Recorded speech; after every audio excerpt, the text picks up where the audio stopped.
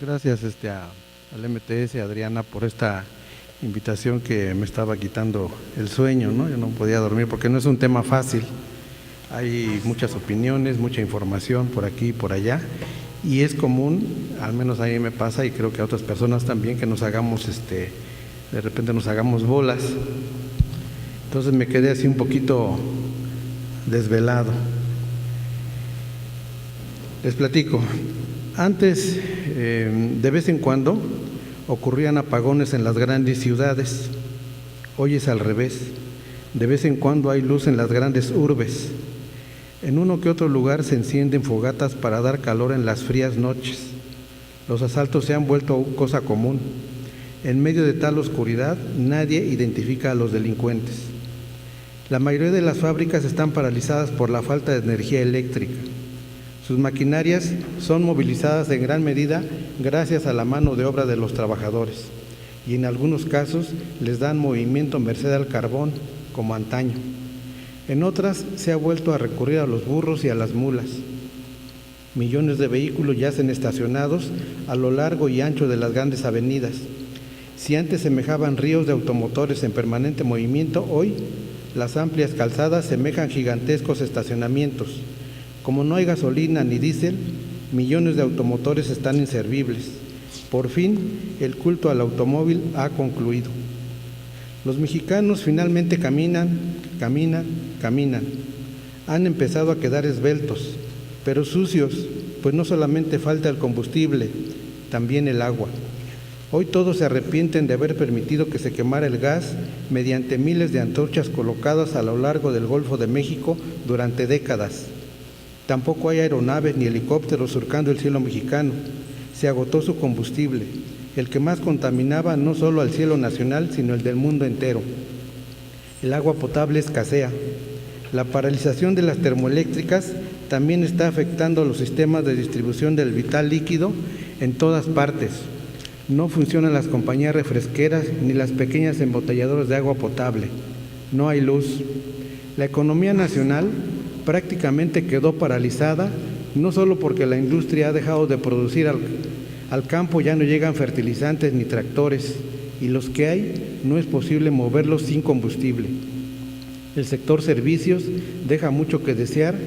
Como no hay medio de transporte, los víveres se agotan rápidamente. Cada vez ocurren más saqueos de gente que se desespera porque no hay suficientes alimentos. El servicio telefónico fijo dejó de funcionar.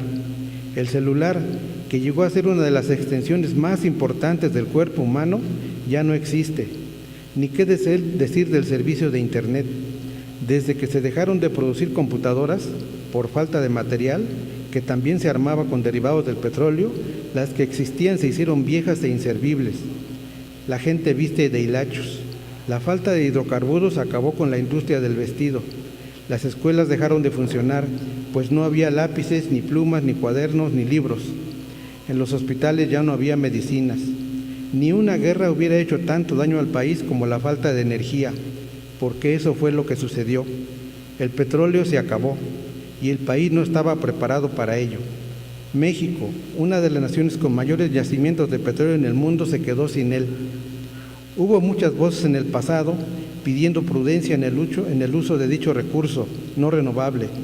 Se dijo que no se vendiera, que se industrializara dentro del país, que se guardara y buscaran otras fuentes de energía, que se acabara con el saqueo y con la corrupción de la cúpula del sindicato petrolero y funcionarios cómplices, que Pemex se administrara correcta y eficazmente, que dicha industria se volviera a nacionalizar, que se construyeran petroquímicas, que se pensara en el futuro, que el sector energético se convirtiera en el motor del desarrollo de la nación, que la clase política mexicana, con su visión de futuro tan chata, no hizo caso, se enriqueció con el crudo y lo dilapidó y engañó al país. Alguna vez hasta nos prometieron que nos debíamos preparar para administrar la abundancia. Tanto petróleo y tanto gas existían en el subsuelo mexicano que decían había que venderlo todo y cuanto antes, como si fueran tomates, a Estados Unidos. ¿Qué vamos a hacer? Perdón, era mi pesadilla. Soñaba que estábamos en el 2024, pero estamos en el 2014. Pero, ¿y si de veras se nos acaba el petróleo? ¿No sería bueno que los que discuten en los foros y los que gritan en las calles, antes de proseguir, pensáramos en este escenario, que también es posible? Y si ese futuro nos alcanza, parece que, como hace 36 años, cuando combatíamos junto a Alberto Castillo, uno de los más conocidos y prestigiados defensores de los recursos naturales, y que el próximo 5 de abril cumple 17 años de fallecido, tenemos que volver a repetirlo. Donde el petróleo se industrializa y consume, crea riqueza. Es el caso de las naciones ricas. Estados Unidos, por ejemplo, no exporta petróleo, sino que vende derivados del petróleo. Y al revés, ahí en donde el crudo se saca del subsuelo para principalmente venderlo al extranjero, no solamente no se crea riqueza, a pesar de que el precio del barril sea alto, sino que crea pobreza. Es el caso de México. Nosotros recibimos, por ejemplo, de Estados Unidos $100 por barril vendido, pero luego les pagamos $125 por los derivados del petróleo fabricados con aquel barril que les vendimos. Esto debió hacerse desde hace décadas. Hoy nos hemos quedado rezagados. Por ejemplo, en México, país petrolero, la gasolina, un derivado del crudo, es más cara dentro del país que fuera, y como este ejemplo hay cientos. ¿En dónde está el secreto? El secreto está en su industrialización, en proporcionarle cada vez más valor agregado al también llamado oro negro. Ello sucede con todas las materias primas. Por ejemplo, un agricultor vende a 6 pesos el kilo de limón a una empacadora, que al encajarlo lo revende a 40 pesos el kilo y al consumidor le llega a 60 pesos el kilo actualmente. Otro agricultor vende a 15 pesos el kilo de durazno a otra empacadora y esta, al revender dicha fruta en almíbar, la vende al consumidor a 300 pesos el kilo.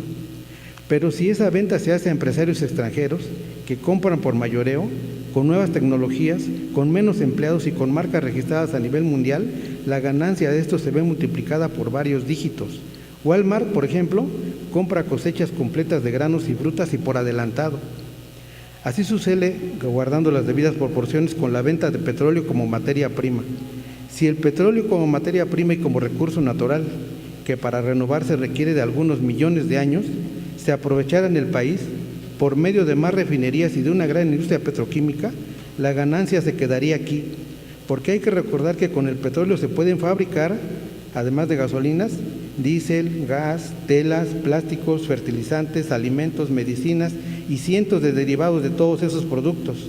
La vida cotidiana de gran parte de los casi 7,000 millones de habitantes del planeta Tierra está plagada de derivados del petróleo.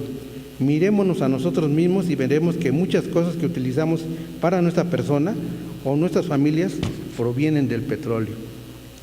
Hoy muchos de esos productos se compran en el extranjero. ¿Por qué no se fabrican aquí? Porque no hay suficientes refinerías. Con 117 millones de habitantes, en México solo existen 6 refinerías: Ciudad Madero, Cadereyta, Minatitlán, Salamanca, Tula, Salina Cruz. Eran 7, con la del DF, en Azcapotzalco, pero al cerrarse por vieja no fue sustituida y nuestra industria petroquímica sigue estando en pañales. Países con menos habitantes que el nuestro tienen más refinerías. Francia, que no tiene petróleo, tiene 66 millones de habitantes y cuenta con 13 refinerías. Alemania, que tampoco tiene petróleo, tiene 80 millones de habitantes y cuenta con 15 refinerías. Los italianos, que son como 60 millones, tienen 17 refinerías. Aquí arriba del continente, en Canadá, con 35 millones de canadienses, tienen 21 refinerías. Y no se diga de naciones más avanzadas como Japón, con 126 millones de nipones y niponas, tiene 31 refinerías. Y los propios primos gringos, que son como 316 millones, tienen 149 refinerías. ¿Por qué no se instalan más refinerías y más petroquímicas en México? Porque, se dice, son muy caras y tardan mucho tiempo en empezar a operar, porque no hay el dinero suficiente. Y la inmensa cantidad de dinero que ingresa al país por la venta de petróleo al extranjero, ¿en dónde está? En su mayoría lo cobra Hacienda. ¿Y por qué lo cobra Hacienda? Porque recauda muy poco y lo recaudado no alcanza para mucho. Porque en México la mayor parte de la gente no paga impuestos, unos porque carecen de empleo o de empleo formal, otros porque evaden tal pago, otros porque declaran menos y porque el país ha carecido de un sistema fiscal que grave más a los que más tienen y menos a los que menos tienen. El asunto es muy complejo. no se reduce solamente a pedir que no se privatice el petróleo. Si ahí nos quedamos, el problema seguirá agravándose. La industria petrolera debe volver a nacionalizarse, pues desde 1940, cuando empieza a gobernar Ávila Camacho, inició la desnacionalización del petróleo, o sea, su privatización. Se fue convirtiendo en propiedad del gobierno en turno. Este periodo de nacionalización privatizada culmina en el gobierno de López Portillo y con él da inicio un proceso de privatización no disfrazada, con Jorge Díaz Serrano al frente de Pemex. La gran deuda externa provocada por los gobiernos de Echeverría y López Portillo fue salvada con el descubrimiento de los yacimientos de Chicontepec, pues con esos recursos el petróleo empezó a hipotecarse. La deuda creció con Miguel de la Madrid y para amortiguarla se siguió hipotecando el petróleo. Luego vino el sexenio modernizador de Salinas de Gortari y dio otro empujón al proceso privatizador cuando se reformó la ley orgánica de la entonces paraestatal Pemex, hoy llamada Empresa Productiva del Estado, para dividir sus principales funciones en 4 subsidiarias: exploración y producción, refinación, gas y petroquímica básica y petroquímica. Por cierto, hoy solamente una de esas subsidiarias, exploración y producción, deja ganancias. Las otras 3 operan con pérdidas millonarias. Con Zedillo, el error de diciembre lo orilló a pedir prestados $100,000 millones a Estados Unidos y por ello optó por volver a hipotecar toda la producción de petróleo de varios años. Por eso, lo de la no a la privatización es solo una consigna producto de la desinformación. La privatización es un proceso puesto en marcha desde 1940. Lo que urge es volver a nacionalizar ese recurso para que sirva a la nación y no únicamente al gobierno en turno, al sindicato y a los grandes empresarios. Ellos y el resto de la clase política han tratado los recursos naturales como si fuesen de su propiedad, enriqueciéndose a su costa y dilapidándolos. Si no se toma conciencia de la problemática existente en la producción de energía del país, en 10 años México pasará de ser exportador para convertirse en importador neto al 100% de energía, con los costos adicionales que ello implica para el país y para toda su población. Aún con la llamada revolución del shale, con el que México podría salir de pobre en pocos años, por sus posibles gigantescos yacimientos de gas y aceite lutitas, 681 billones de pies cúbicos de gas y 13,000 millones de barriles de aceite, en las actuales condiciones no los puede explotar.